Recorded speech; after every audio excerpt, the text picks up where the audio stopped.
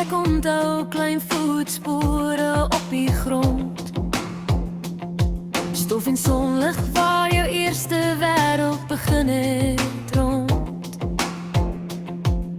Jy het my hand gegryp sonder om te kyk, en skielik het my stilte verander in lig. Jy het gekom soos